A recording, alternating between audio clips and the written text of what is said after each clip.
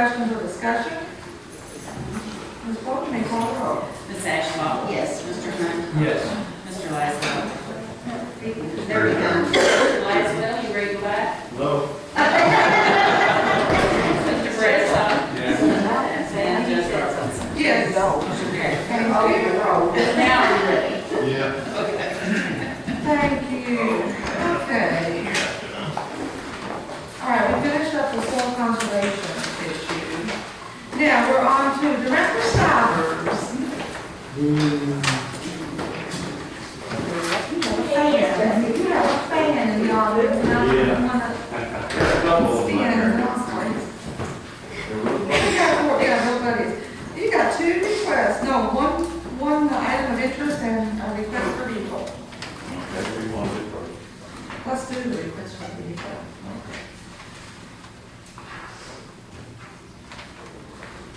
What it boils down to, the state is reimbursed us $27,100 for equipment that the county used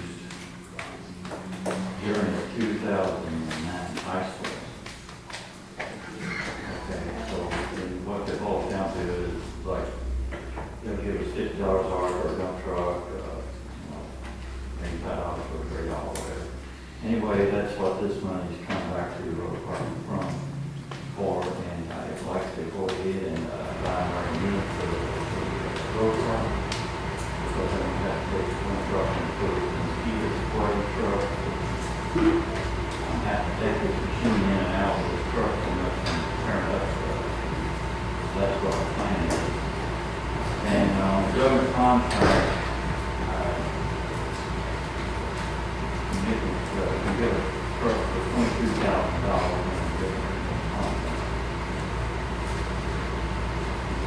I'm asking for action on this. And if you do approve this, also approve the treasurer before we go back to check and see what we can do.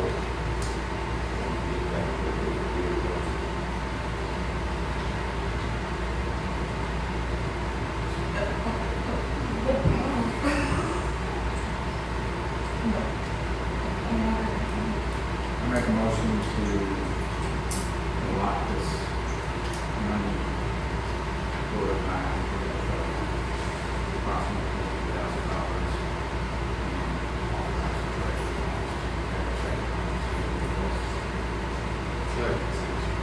We have a motion and a second. Any questions or discussion?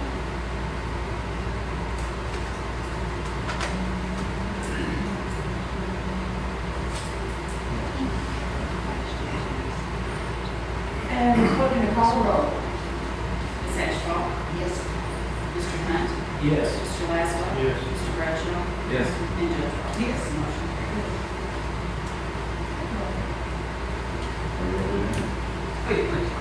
Well, Director, how about the salt auction bid? Let us know how much money you saved. Well, last season, which is going on right now, Simple Salt got the auction at $60.49. And we used approximately 800 tons of salt last season, 7,000 gallons of brine. This time, Simple Salt was the lowest bid on the auction, on the direct auction. It was 59.69. So we were saving $200 a year. The next bid lower, well, Simple Salt was the lowest bid. The next bid was North American Salt at 59.70. The third lowest bid was Gall, $66.60. So I recommend we go with Simple Salt since it's the lowest, and we work with the board and do what we have to do. Also, I would like to ask you to do a good action on this to give the county authority to sign the contract upon approval of the county attorney. They changed the regulations on this, we have 30 days to get the contract out of the board. County judge. Um, That's what I got in mind.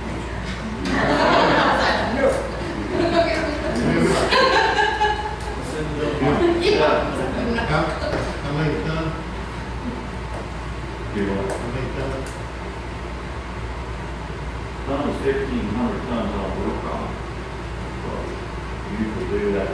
low, if you do this by card, then you can get a lower price. But like say last year, we only got it done. You don't have to take the maximum, as long as you tell them that you can use it. How much salt do we have on reserve as of now? Right now, the barn's full, we got around. I think it's 1,900 tons. 1,900 tons, and what we do is when we start using into it in the winter, first part of the quarter way back, we will get water that much in back in. That way we don't get caught. The big storm hits, we run out of salt.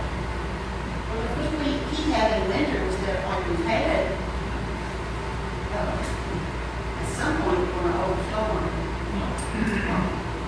So you don't have to take that full 1,500 tons. You just tell them what you estimate you're going to do, and then that's what they're saying. Oh, you don't have, oh, okay. You only pay for what you order.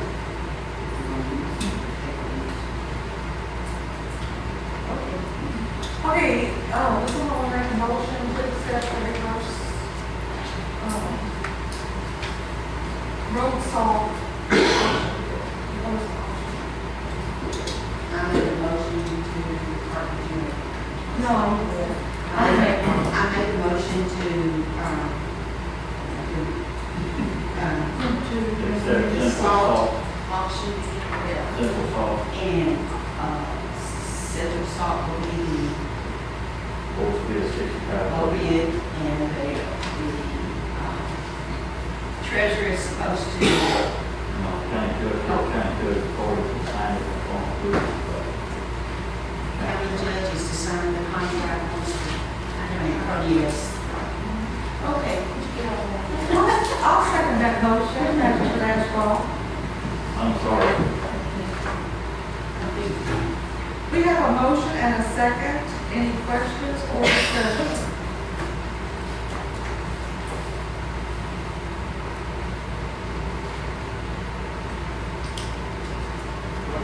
What price per ton did you put in here? 59.69 per ton.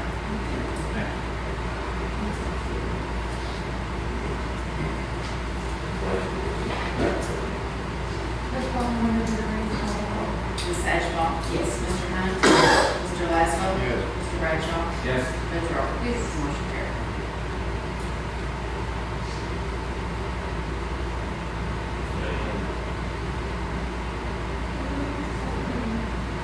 Or it's not good. No, it's not one of these roads in it. In addition to the changes, I want you to point some as well, and the Amy, and we'll talk about that, and the baby. Thank you, I appreciate it. Have a good day. You too. Okay, Director Jones, what else you got for us? Executive session on personnel matters.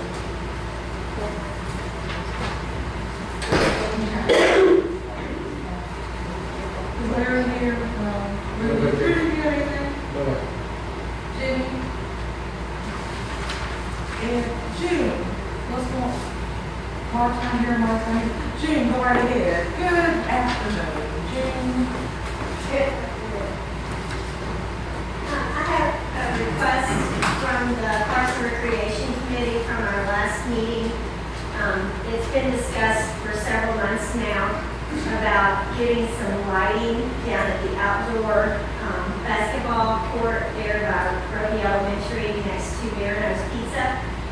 And it was decided at the last Parks and Recreation Committee meeting that Mark Mitchell is going to take care of getting permission from the school board to set a pole. He has met with RECC.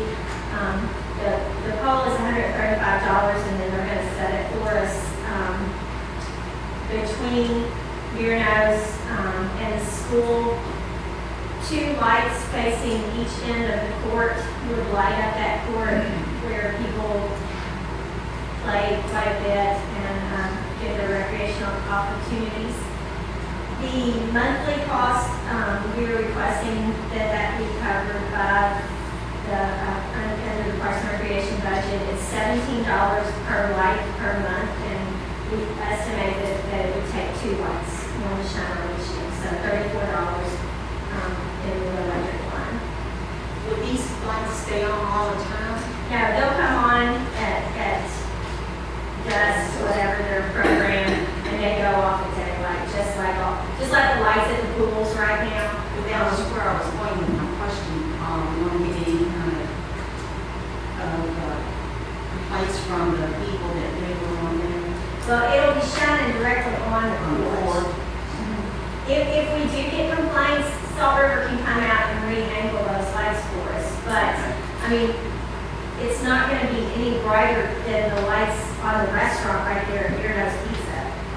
So, it's just gonna be angled so that, right now, there's a single light, on a pole that was installed by Roby. But it shines on the backboard and makes a shadow on the court and nothing on the ups end.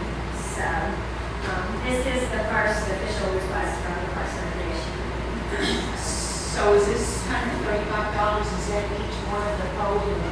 There is only one pole. Oh, One pole, oh, 2 lights. Oh, So $135 to set the pole, $17 per month per light.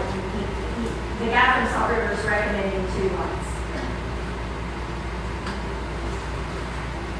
David.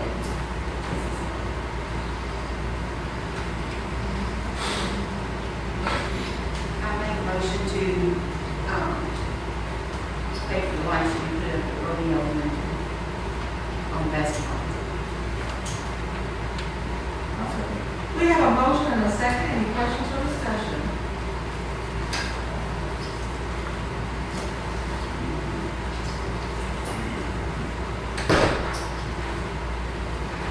Ms. Parker, may you call for the roll?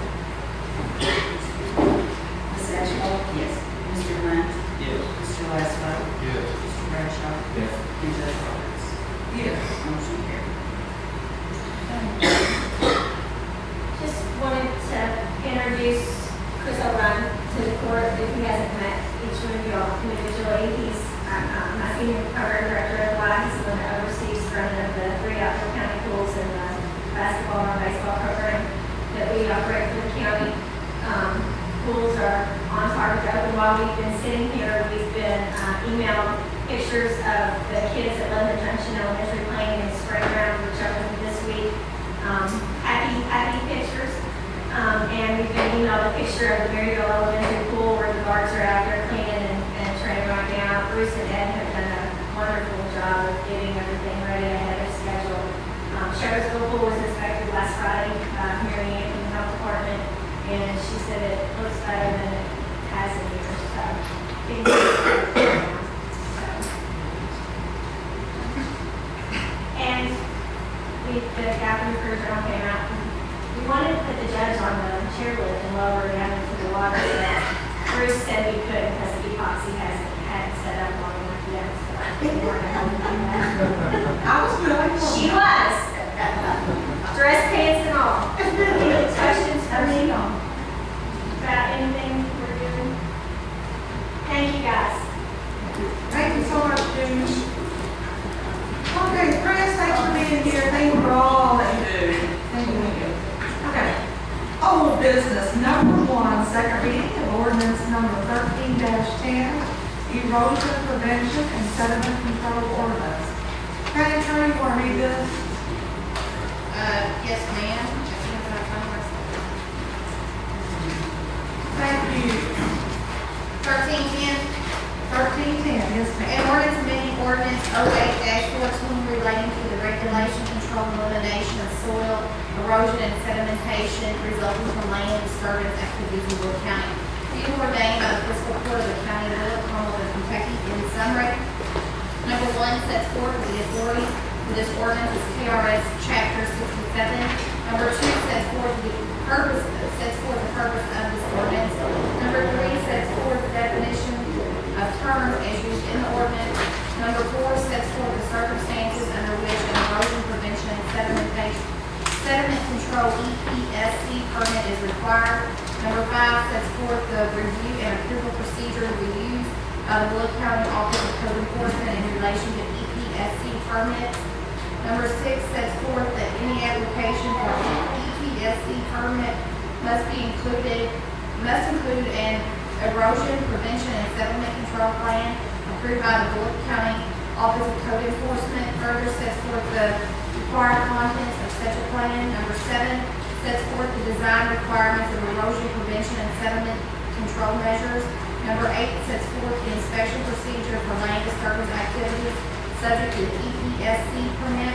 Number 9 sets forth that no EPSC permit shall be issued until the fee has been paid. Number 10 sets forth the Bullitt County Office of Code Enforcement shall be responsible for enforcement of this ordinance and has power to issue a stop work order as a result of any violation of a permit requirement or any provision of this ordinance. Number 11 sets forth the criminal and civil penalties for violation of any provision of this ordinance. Number 12 sets forth that this ordinance shall be interpreted and applied to ensure consistency with Kentucky law, the Federal Clean Water Act, and any Kentucky or national pollutant discharge elimination system permits. Number 13 sets forth that all inconsistent ordinances are hereby repealed.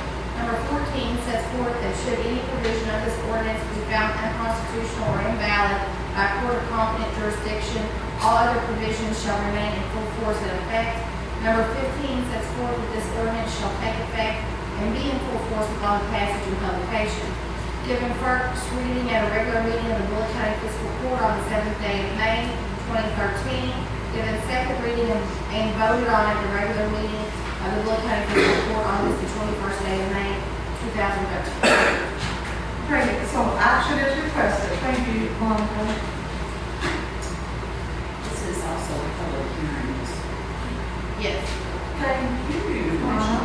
Is there anyone here that wants to speak on erosion prevention and sediment control? I just have a question. Is this the first time we've had an ordinance? For amending the 08, it was in the title, a month and all that. 0814, it's just been changed and state levels we need to amend. I'm proud to say we have this. Well, I'm on this one. I make a motion to, pass this, ordinance. I'll second that motion. We have a motion and a second. Any questions or discussion on this ordinance? And Ms. Bonnie, you call the roll. Ms. Ashbrook? Yes. Mr. Hunt? Yes. Mr. Laszlo? Yes. Mr. Bradshaw? Yes. And Judge Roberts? Yes. Motion carried. Okay. Why do you want to do the post-construction? Number 2, old business. This is the second reading of ordinance 13-11. Post-construction stormwater runoff ordinance. 13-11, an ordinance amending ordinance number 09-13 relating to the post-development maintenance and reduction of erosion pollution, siltation and sedimentation, and local flooding in Bullitt County. Be it ordained by the Fiscal Court of the County of Bullitt, Commonwealth of Kentucky. In summary, number 1 says forth that the authority of this ordinance is KRS Chapter 67. Number 2 says forth the purpose of the ordinance. Number 3 says forth the definitions of terms as used in this ordinance. Number 4 sets forth the stormwater management general measures. Number 5 sets forth the minimum design storms that shall be used. Further sets forth the various calculation methods and under what circumstances each shall be used. Number 6 sets forth the design standards for storm sewers. Number 7 sets forth the design standards for storm water drainage channels and ditches. Number 8 sets forth the design standard for stormwater runoff control facilities. Number 9 sets forth the circumstances under which stormwater management measures shall be used. Number 10 sets forth that any property owner or developer engaging in land disturbance activities subject to this ordinance shall submit a performance security prior to the issuance of any permit. Number 11 sets forth the maintenance responsibilities, including the requirement that an operation or maintenance agreement be in place to ensure the system functions as designed. Further sets forth that the right of entry of the Bullitt County Office of Code Enforcement for inspections to correct any violations. Number 12 sets forth the criminal and civil penalties for violation of any provisions of this ordinance. Number 13 sets forth that this ordinance shall be interpreted and applied to ensure consistency with Kentucky law, the Federal Clean Water Act, and any Kentucky or national pollutant discharge elimination system permits. Number 14 sets forth that all inconsistent ordinances are hereby repealed. Number 15 sets forth that should any provision of this ordinance be found unconstitutional or invalid by court of competent jurisdiction, that all other provisions shall remain in full force and effect. Number 16 sets forth that this ordinance shall take effect and be in full force upon passage and publication, given the first reading at the regular meeting of the Bullitt County Fiscal Court on the 7th day of May 2013, and given the second reading and voted on at the regular meeting of the Bullitt County Fiscal Court on the 21st day of May 2013. Thank you, Monica. Action is requested.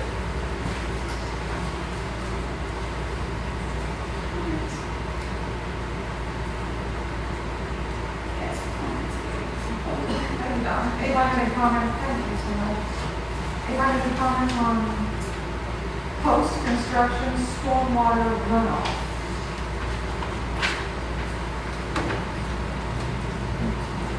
Okay, action is requested. Make a motion to approve ordinance 13-12. I'll second that motion. Thank you, Magistrates. We have a motion and a second. Any questions or discussion?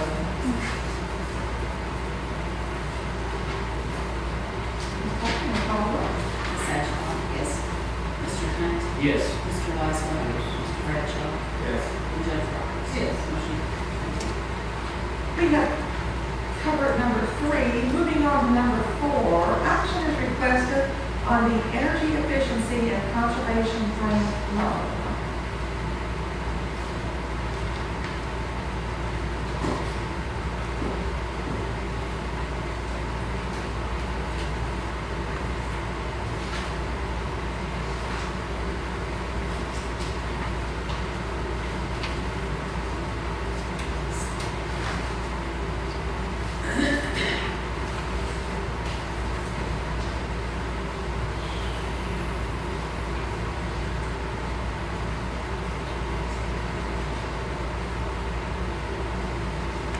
This is what, Mark went to Frankfurt. Yes, sure is.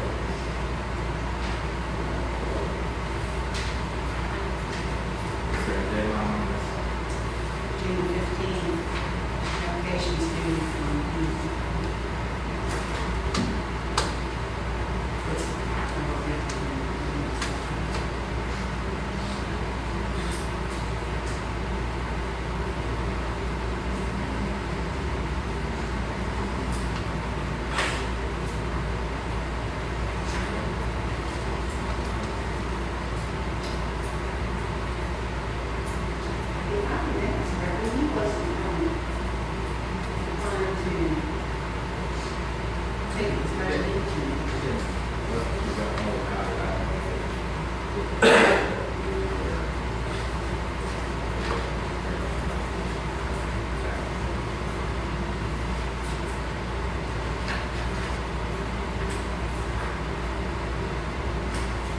Deadline's not on the 15th. We have to do it by the 4th.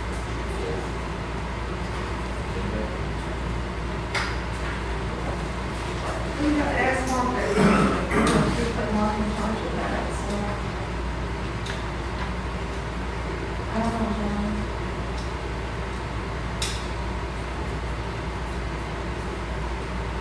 Now, this paper right here says applications will be accepted being May 1st, ending on June the 30th, but then Mark said June 15th. Got this paper here that says June 30th.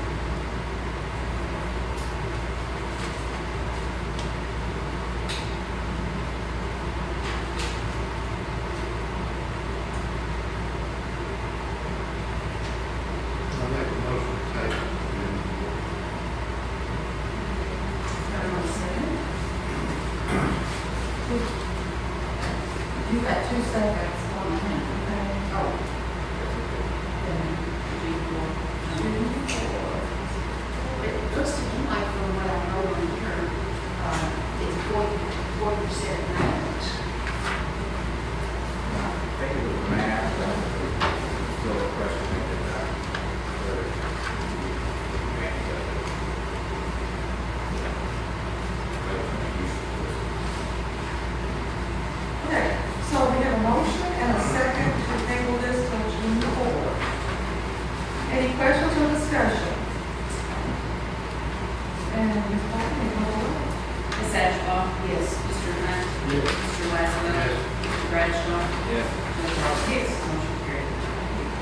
Next, new business, number 1, first reading of ordinance number 13-14, an ordinance relating to the budget of Bullitt County for fiscal year 2013-2014.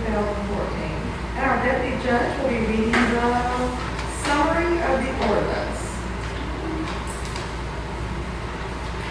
Commonwealth of Kentucky, County of Bullitt, ordinance number 13-14. An ordinance relating to the budget of Bullitt County for fiscal year 2013-2014. Be it ordained by the fiscal court of the County of Bullitt, Commonwealth of Kentucky.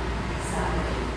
Whereas the proposed budget was tentatively approved by the fiscal court of Bullitt County on the 21st day of May 2013 and approved as a form of classification by the state and local finance officer on the 20th day of May 2013. Section 1. The following budget is adopted for the fiscal year 2013-2014, and the amounts stated are appropriated for the purposes indicated in the summary analysis set forth hereafter.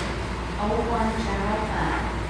General Government, $3,529,430. Protection of persons and property, $392,276. General Health and Sanitation, $462,516. Social Services, $67,000. Recreation and Culture, $864,326. Debt Service, $891,779. Capital Projects, $5,400. Administration, $502,600. Contingent Appropriations, $637,150. Fringe Benefits, Employer Share, $2,228,100. Total General Fund, $9,640,577. 02 Road Fund. Roads, $1,851,904. Fringe Benefits, Employer Share, $486,325. Total Road Fund, $2,338,229. 03 Jail Fund, Protection of Persons and Property, $2,857,913. Fringe Benefits, Employer Share, $738,350. Total Jail Fund, $3,596,263. 04 LGEA Fund, Protection of Persons and Property, $7,900. Roads, $260,000. Total LGEA Fund, $267,900. 07 Federal Grants Fund, Protection of Persons and Property, $152,800. Total Federal Grants Fund, $152,800. 09 EMS Fund, Protection of Persons and Property, $2,652,750. Administration, $1,038,300. Total EMS Fund, $3,691,050. 12 Forest Fire Fund, Protection of Persons and Property, $2,000. Total Forest Fire Fund, $2,000. 77 Dispatch Fund, Protection of Persons and Property, $780,581. Administration, $236,800. Total Dispatch Fund, $1,017,381. Grand total of all funds, $20,706,200. Section 2. This ordinance shall be published in the Pioneer newspaper, the Pioneer News newspaper by title and summary within 30 days following adoption. Section 3. This ordinance becomes effective upon passage and publication. Notice of availability. All interested persons and organizations of Bullitt County are hereby notified that a copy of the Bullitt County Fiscal Court's budget in full is available for public inspection at the office of the County Judge Executive during normal business hours. Given first reading at a regular meeting of the Bullitt County Fiscal Court on the 21st day of May 2013. Given second reading and adopted at a regular meeting of the Bullitt County Fiscal Court on the 20th day of June 2013. Mary J. Roberts, Bullitt County Judge Executive. Thank you, Deputy Judge. You're welcome.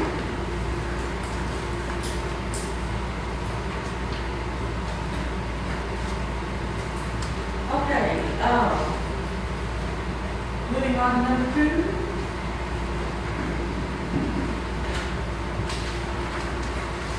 Action requested on resolution number 13-05, annual standing order to pre-approve certain recurring expenses. Action is requested. That was it. Make a motion to, accept this, standing order of certain expenses. Thank you, Manager Ashbrook. Is there a second? Thank you, Magistrate Westbrook. We have a motion and a second. Any questions or discussion? A simple question, probably just. Sure. Okay. Copy this resolution actually is. Yeah, I just noticed that, I don't know why that's like that either, but I'm sure that Only voting on the first. you're only voting on, not trying to see me. I wouldn't think you do that. This actually, this actually will go, is part of the budget, you notice at the bottom, it says page 37, it is budget exceedance. Okay, we have a motion. We have a first and a second. We have a second? Yes. Oh, that's right. Okay, any other questions or discussion? Hearing none, Ms. Bolton, may call the roll. Ms. Ashbrook? Yes.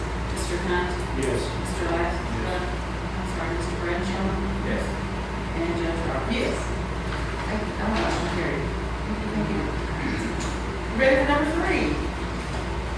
Action requested to approve the AOC Court Facilities Local Government Reimbursement Form, which we call the Blue Form, in the amount of $328,200.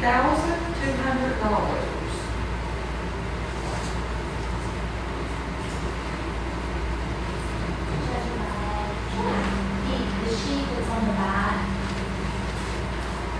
those are requests from, the clerk Holly to keep, as well as Mike Powell, for things to do at the judicial center, and we are going to send that in as an attachment.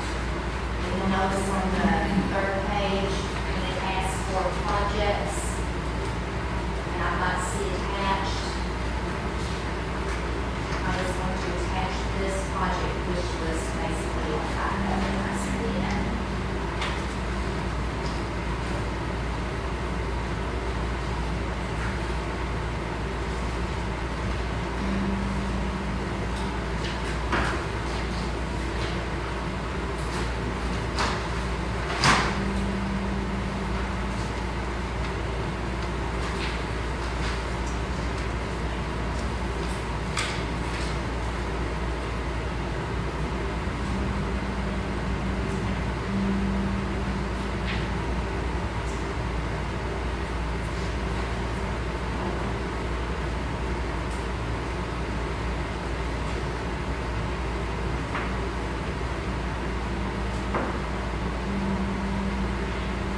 Make a motion to accept the blue form. Thank you, Ruthie. Is there a second? Will you make a motion to do that, we will sign it? And make a motion, and in the motion to, for the judge to sign.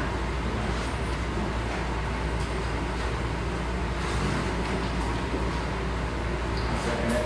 Thank you, Magistrate Bradshaw. We have a motion and a second to approve this form and to give me authorization to sign it. Any questions or discussion on this?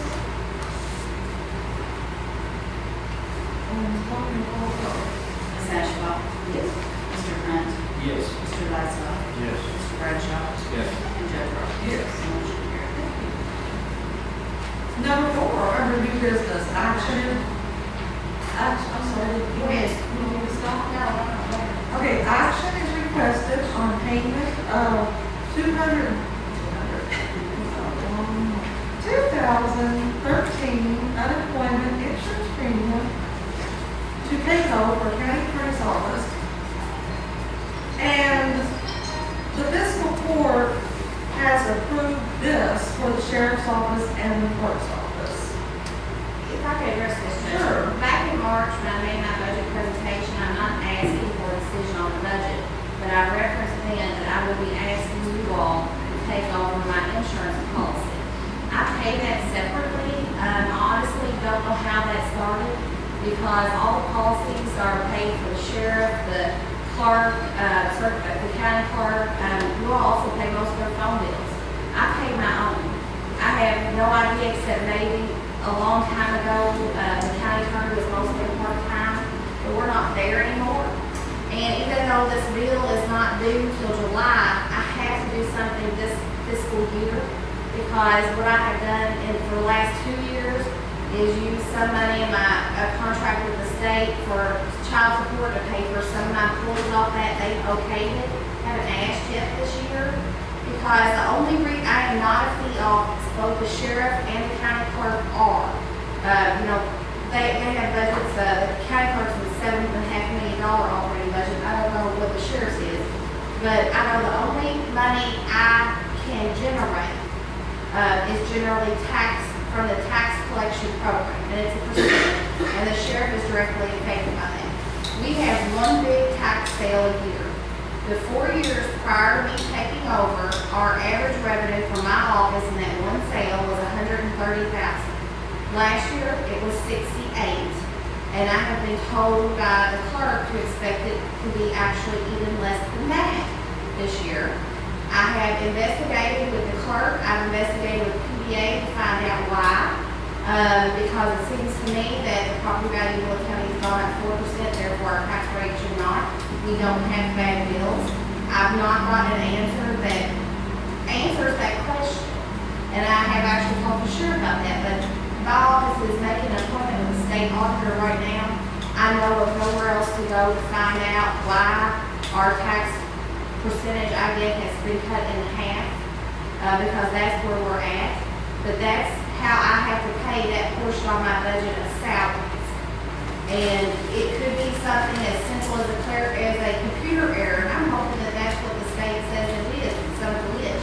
Because I don't think the Commonwealth of Kentucky is going to knock on the door to the county clerk and say there's a computer glitch and we got paid too much. I just don't see that happening, okay? All I know is that my number is cut in half. There's no reasonable explanation for that. I have checked every county around us and their number is actually gone up, not down. I don't know the answer. All I know is to go to the state auditor. But what I'm saying is I'm being asked to pay this insurance, phone bills, books, salaries that I need to almost match $200,000 a year off this tax money. We do get money for the code check program, and I'll be giving a full report on that in 2 weeks. It's usually in the $30,000 range. Just so happened, last week I happened to get notice from Kroger, who is probably, without question, our biggest code check revenue for the county, and I'd say probably for every county that has a Kroger, that they are pulling out of the entire Midwest region. They will no longer let any county attorney in the Commonwealth of Kentucky service their accounts, and they're stopping their service in the state of Texas. From my understanding, I met directly with the people in loss prevention. The lady came down from Boone County. I did not let the powers that be that we go through our co-check programs through it. I asked them questions. I was told that the only few states that were still going through local prosecutor's office was Kentucky and Texas, and they had so much corporate pressure to go with something, they could just stand through instantly, know whether the check's good, not good, and because of the amount of money it's costing them to run the 6 people that run the state of Kentucky and the revenue they're making back off that it's just a business decision. It's nothing that the local folks can make because my office is collecting almost 97% for them. It's very high. But it's a corporate decision. They don't get a shot in it. They said they held this off for 2 years. But the corporates pretty much told them this by the end of the year, you have to do away with this. So I got the official email that said whatever checks we have out there, they were waiting on Kroger to sign, that will be the last of them. I think I have about 52 of them. That's $2,500 from our office on collecting those. And that will be gone.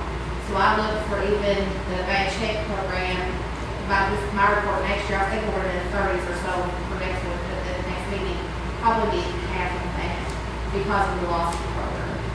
That's what happened before I came along. Walmart had pulled out of the state as well, and that's what happened when I understand from other county attorneys that they lost a significant amount of revenue as a result of that. And I look for this to be almost the same. So what I basically need to know is if you will add my office onto your county policy. I'm the only county affiliated anything I know that's not on your policy, and pay it with your premium. If not, I need to know that now because I've got to figure out how to pay this off before June 30th because my money for next year is already out. Thank you, Monica. Action is requested. I make a motion to, take over unemployment insurance. Thank you, Lisa. There a second?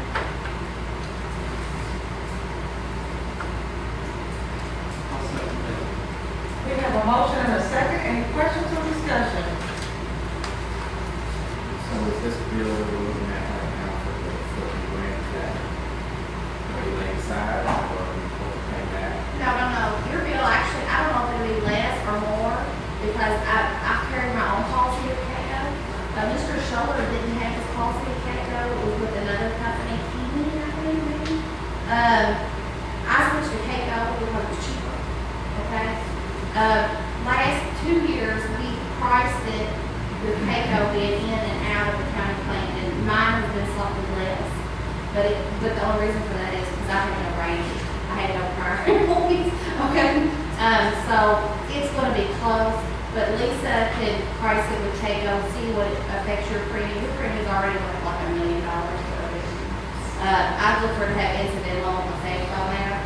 But if it does, and this will be cheaper, it makes no difference to me. I just need to. So it doesn't matter if you can just pay your bill separately or add you on our policy. If it's cheaper to add on, it would be crazy not to do that. But we just want to do whatever is cheap. Whatever's cheapest. All right. Any other questions or discussion? Okay.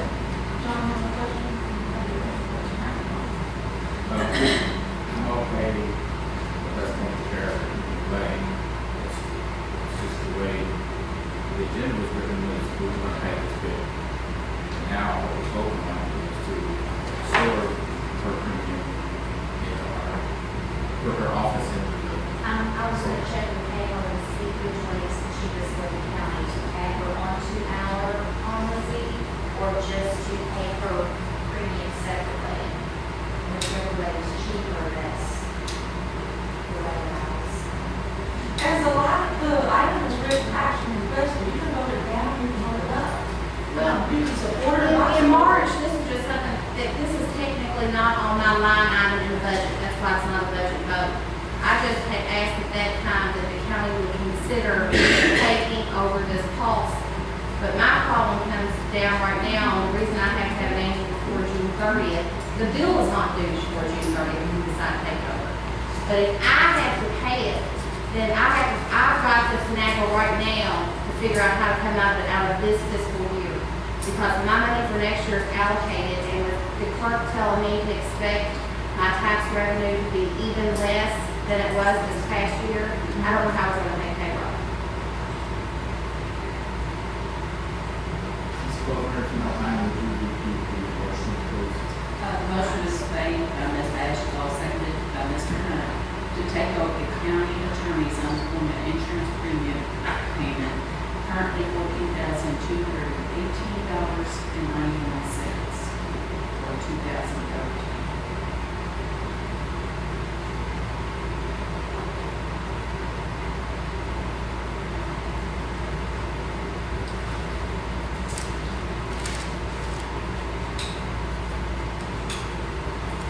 That motion will get this bill paid. I'm still not, I don't know if we need to be more specific in the motion saying we're going to So absorb is it. it not greater than, because then it comes down cheaper being on your policy than my separate policy. It's both are paid out. I'm just looking forward to if there will be any complications with that.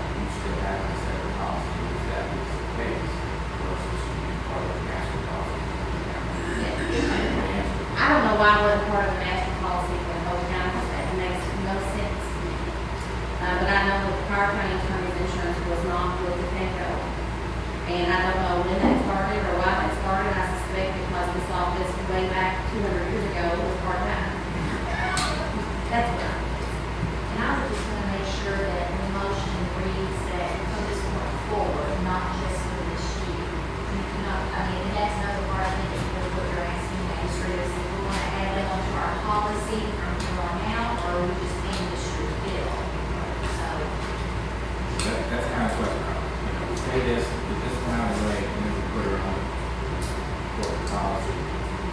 Account, and it's taken care of. That needs to be the wording of the motion. That's it. What you want.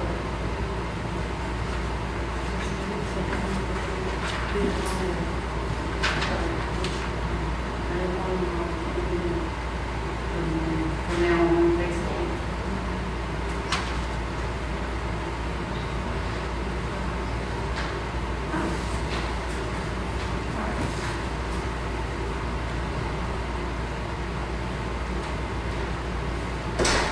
Are we ready to vote?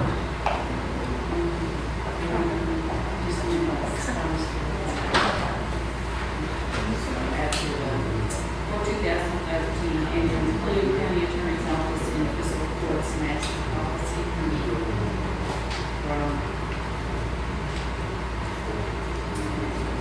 We'll go on for second reads in this resolution.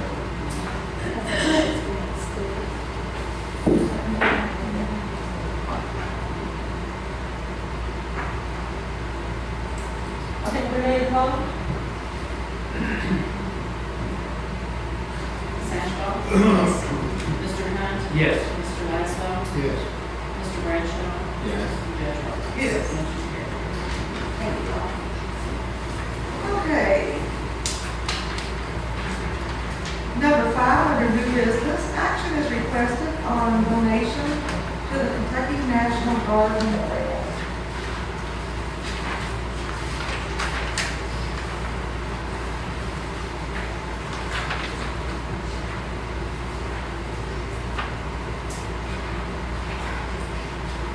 That we normally donate. No. I don't think you can donate per se. We've had this discussion in prior days, it's Plaza and the multi-purpose center for senior citizens. You can add it to your line item as long as you specifically lay out and state what benefit it is serving the citizens of Hope County. Such as just say we're writing a check and donating. You can give privately. And the letter talks about that, that's all private money.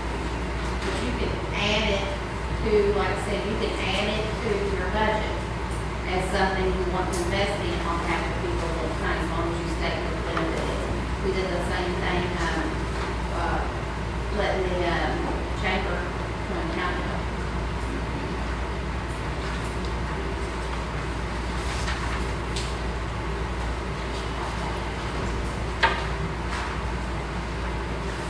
We can't do this and repeat.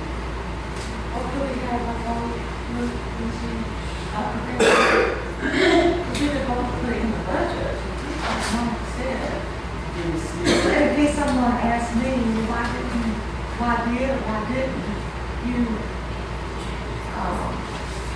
contribute to this, I want to answer. Okay.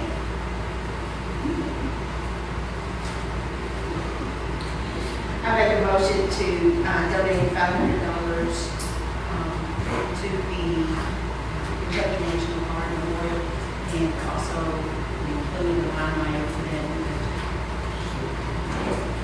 I'll second that motion. We have a motion and a second. Any questions or discussion? I'm not going to say it's in my vote.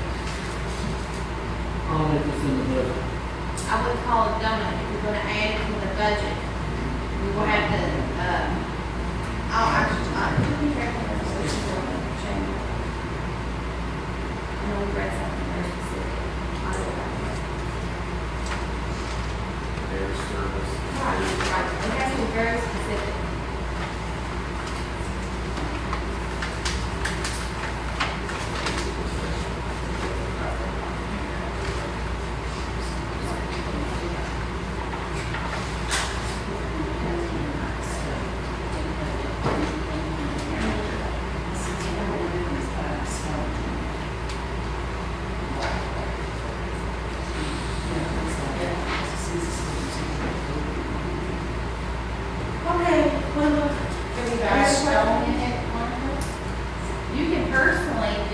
want. If you want the county to buy one on behalf of the citizens of Bullitt County because you believe that that is necessary and you should, if you're gonna do it, I'm gonna encourage you to amend your current Not budget. to do with detention, the donation. You can't use the word donate. You can amend your current budget and state what the benefit of for the citizens are to participate in that. You can put it in next year's budget and state what the benefit of the citizens are. Would you have to do it in both budgets? If you want to write a check right now before I don't know. Instead of having to amend the current budget, you could just add it in the new budget. Yeah, she said to donate now and put it in the new budget. That's why there was two payments there.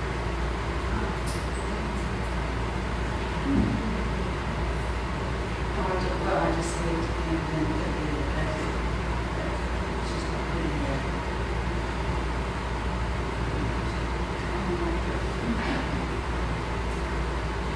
I'll make a motion to, I don't know what you want to do. Do you want to pay once or twice?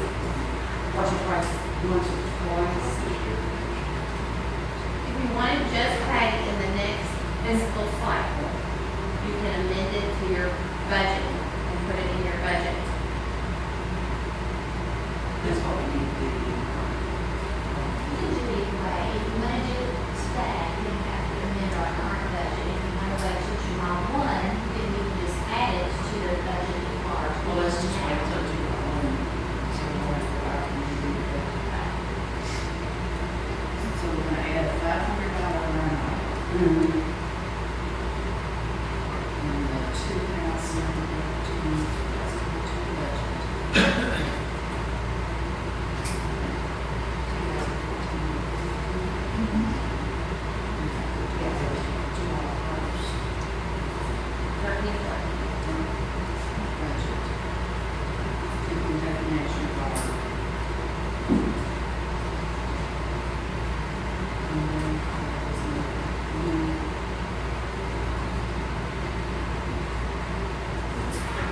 So it's in the budget, we don't have to say. We still have to justify. I would just like to put on the record why that's what we've done in everything. I'll second that motion.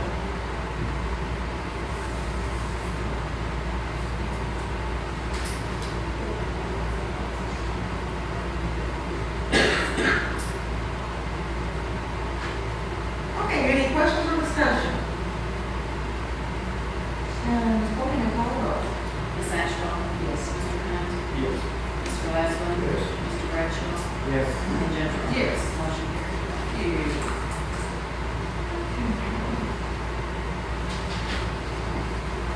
Gary, did you have anything else you want to say? No, I need, I'll look at the sign-up sheet. I got to ask a question. You're finished now? Lynn, do you have questions or comments or statements or A little bit. speech or presentation? This speech. Fine, much better. Almost summertime. Excuse me, I apologize for my voice, but if I know it's okay. I frequently hear that Preston Highway and 44 is going to be fixed, but not in a lifetime for those of us who are living here. The most important thing today that Matt Bullock said to us is we have real money to do these projects. People need to realize that. We got $90 million almost 2 years ago, and that money is there sitting, waiting to do those projects. So when people start saying things like that, it's not one of those resources, funding resource that where they put it in the 6-year plan and they give it a source that's never going to get done. This will get done. The other thing I want to remind you all of is next legislative session is when the budget's going to be done. So if we want things for Bullitt County in the road plan, now's the time to start formulating those things and make sure that our representatives are very much aware. We got 9 million 2 years ago, let's try for another 9 million and see if it works. You ever think about it? Okay, question. That was road fund stuff. I had a couple of questions about the budget. When I looked through this, I couldn't find where there was any contingency or rainy day fund at all. Does this budget have that in there and I just missed it? No, we're thinking about putting something in there for a rainy day fund. Okay. There's nothing called a rainy day fund, it's called contingency appropriations. I It's didn't called see it. what? Contingency appropriations, I think, is line. It's under reserve. Which page?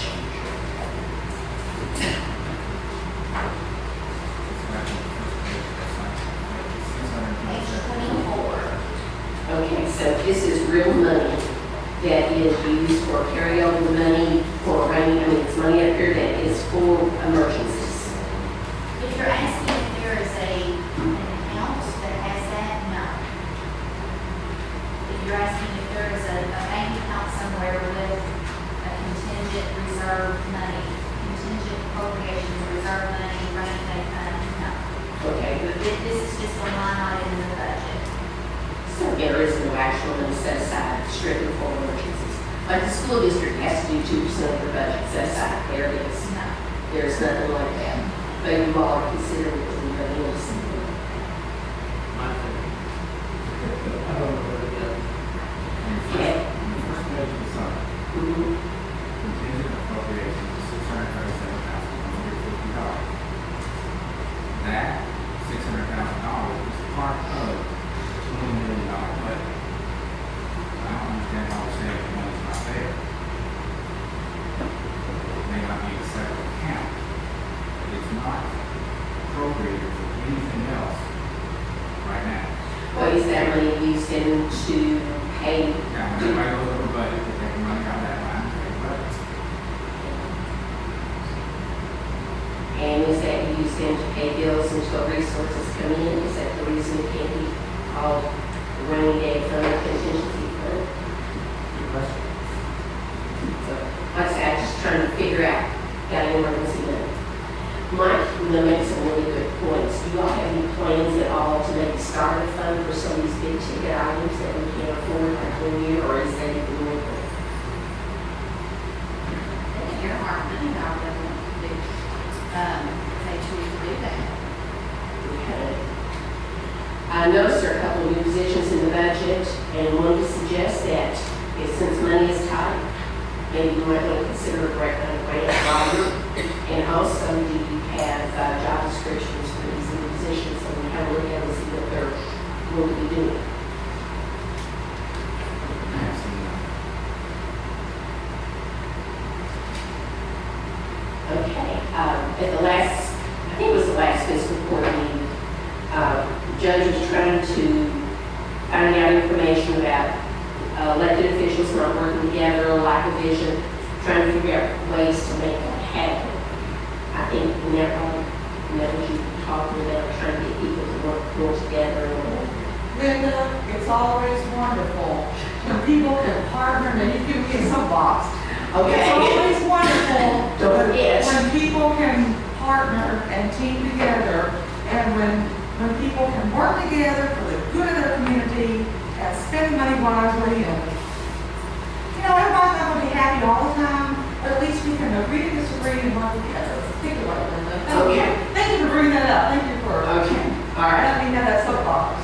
All right, so my question then is, does fiscal court have a vision statement somewhere? Because I haven't been able to find it. And if so, is this budget reflecting that vision? Because if you don't have a vision, it would be a little easier for some of the other cities to kind of tie into it and start working toward whatever it is that you think is important for our community. Does that make sense? All right, number one, is there a vision statement somewhere? Now, then I'm going to do the soapbox again. As the judge executive, being the elected official that we are,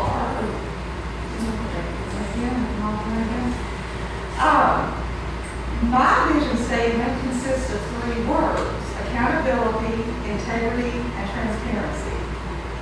So that's those are the 3 things that my administration focuses on. Okay, now I'm looking for something that is a vision Let's telling count. for Bullitt County, what we're aiming to do.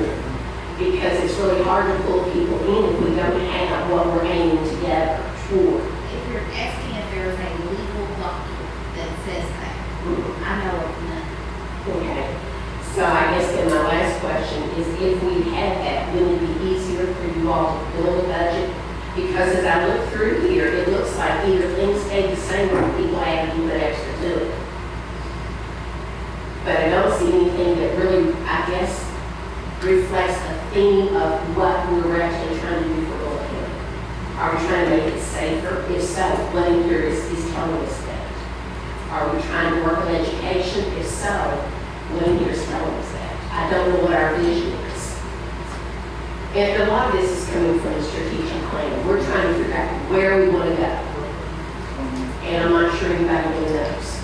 I think it's kind of like planning and zoning, we're still just struggling and going day to day. I don't see a vision there. Well, but I would like to suggest that maybe it's something we start thinking about, because if everybody has that vision down the road, we can all get together and work toward it. Just a suggestion. Thank you all very much for your time. I appreciate it. Linda, I think Sandy has a question. Well, this kind of ties into what you said, because earlier, Monica said something about getting the cities or someone in the cities talking together, because the tower, the communication problem belongs to all the cities.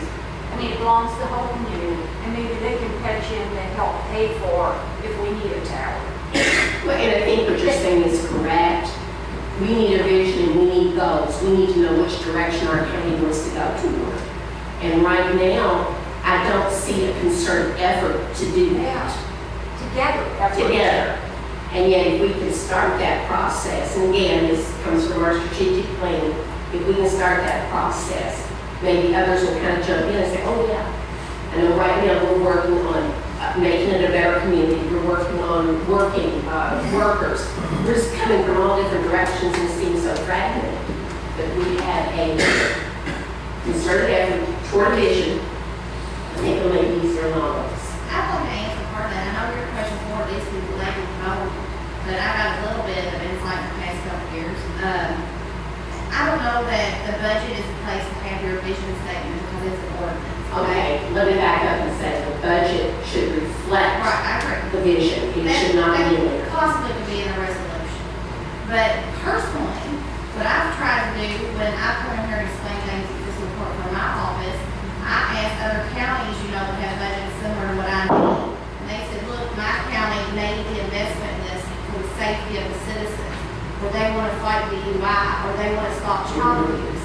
And that's what I have tried to explain. So I think if my budget is modified, it's for that reason. Another concern I brought to the table, the judge 2+ years ago now, and I know she made a modification on, is I was concerned when I became county attorney, I had a duty to look over these financial papers and advise this court. They were just really adding 10%, like you said, to all the salaries. Well, from my own experience and what I've shown the court here, that wouldn't have covered the increase in my office for just retirement.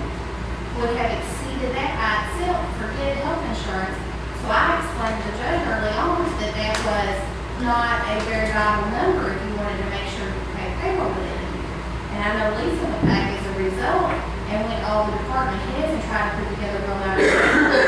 I don't know what was done prior to me being here, but I do know those changes have had to take place. Because the public knows they're not. Well, again, vision statements usually help reflect, they're reflected in what your budget, what your monies are spent on. You just can't add to salaries a flat percentage and think it's going to work. When you're living in the retirement system that the Commonwealth's in right now, what is it, 0.24 is what retirement's going to be coming July 1st, and I started with 0.16 by itself. Well, again, didn't want to get us soapbox, but those are things that we've been discussing in our group and wanted to share those with you and hope that maybe it'll give you some thought about trying to put us all together and go in a direction. Thank you. Thank you, Linda. Thank you very much for your comments. And And I'd like to say, touch on something Ms. Belcher said. She mentioned that, you all say we're tight on money, not that we don't always want to save it all, but we do have a $4 million carryover.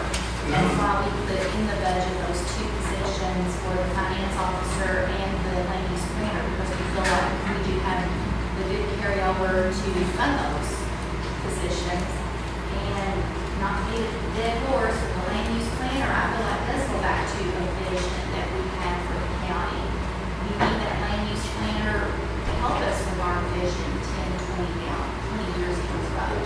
So that 4 million then would not be used for anything in this budget if you did not use those two particular positions. It's money that's there for emergencies. No, it's a carryover. It's just a carryover. It's part of. So it's actually used then. Well, in the budget, it just shows as a carryover. It's It's like to our painting in the balance. blue, right? It's really, it's to balance it. You've got to show it coming in, going out. You have to show it going out, but our budget is just a guideline. I mean, on July 1, we're not going to have $20 million in the bank.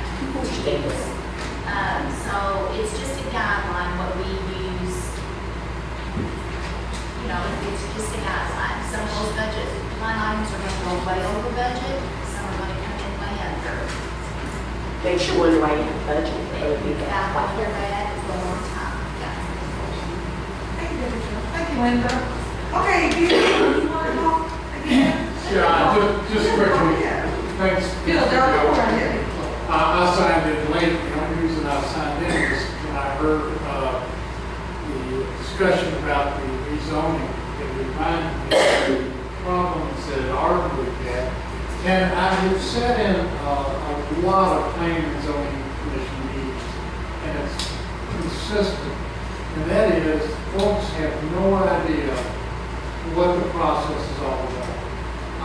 We were fortunate enough that we hired an attorney, and today I know that the Braves, I talked to them previously, they didn't have the resources to hire an attorney simply to represent them in this case. And they had no idea what the process was. And typically what happens to citizens, you get notice. Notice they got was stapled upside down on a tree limb. Somebody happened to see it. They went to court, they were nervous, they were upset, they were emotional. As you've gone through this process, you can imagine. And I feel like they sort of were unfair with Ms. Hammond because they don't have time to sit there and answer all the questions. What do I do here? What do I do? You know, first of all, they are biased. And secondly, they just don't have the time. Maybe the expertise to answer these questions. So you get into a meeting and you bring up issues that aren't germane. The whole thing is that particular rezoning case lasted for over 3 hours.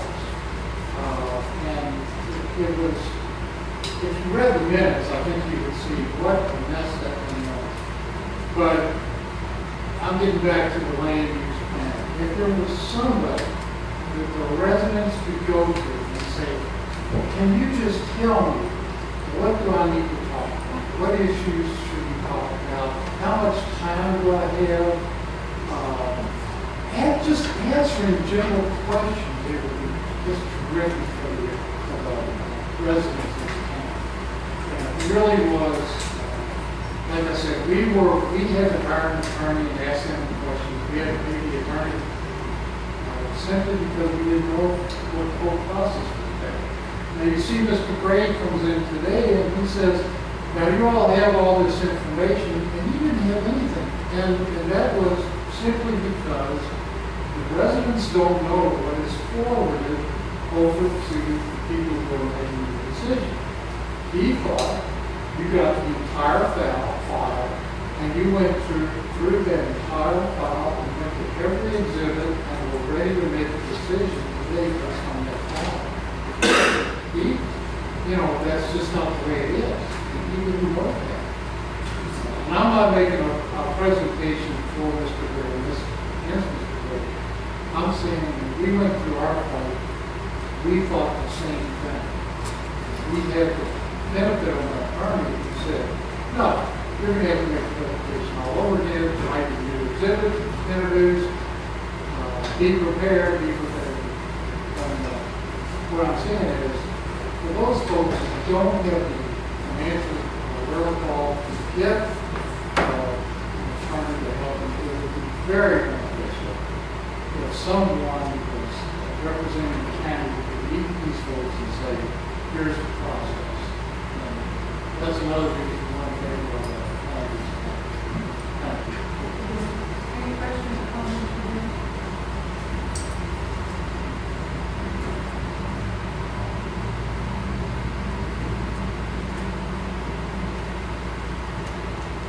Thank you so much, Julie.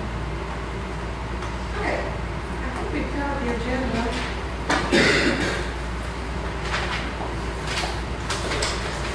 I would like to thank Mike Phillips and EMS and the sheriff and your office and my office. Tammy's had her baby, for everybody that doesn't know that. It was May 10th, 7 pounds, 21 inches. But it was not without crazy incident. Tammy fell coming in the side door on her way back from the doctor's office. Had to be taken to the hospital. And EMS assisted her and so did the sheriff in our office and Melanie.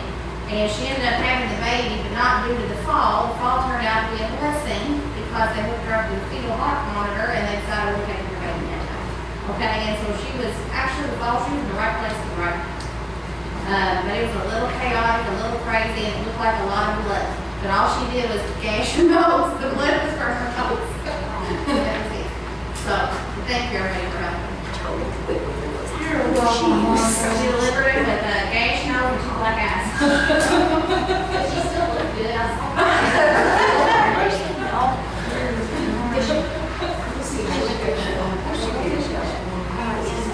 Well, and it was raining like it was pouring out of the boots. I don't know if you remember that day. You couldn't even see it from the way. Okay, anything else from anyone? We have to go to executive session, so I'll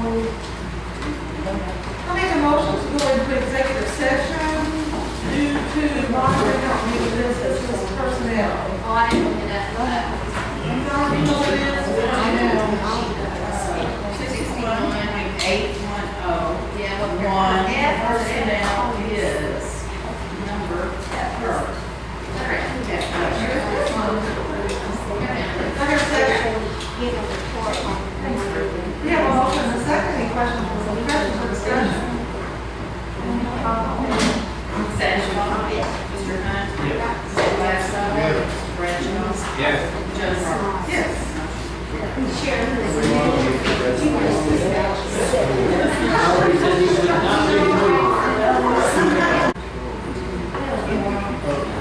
You guys ready to go back in the regular session?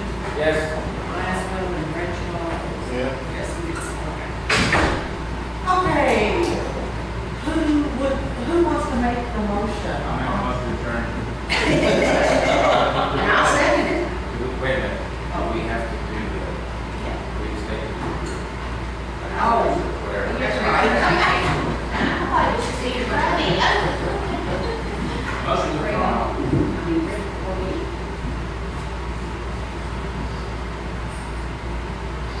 I make a motion to return the 48 hours vacation time to the employee question.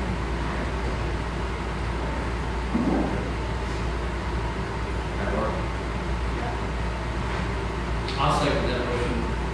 We have a motion and a second. Any questions or discussion? You want to let me know this day? You're probably very interested in what I would be. Chocolate good. All right, and hearing no questions or discussion from the public. Ms. Ashcraft? Yes. Mr. Hunt? Yes. Mr. Glasgow? Yes. Mr. Bradshaw? Yes. And Judge Davis? Motion carried. I make a motion to adjourn. I second that motion. Any questions or discussion? Hearing none, all in favor? Ms. Ashcraft? Yes. Mr. Hunt? Yes. Mr. Glasgow? Chocolate as well. Yes.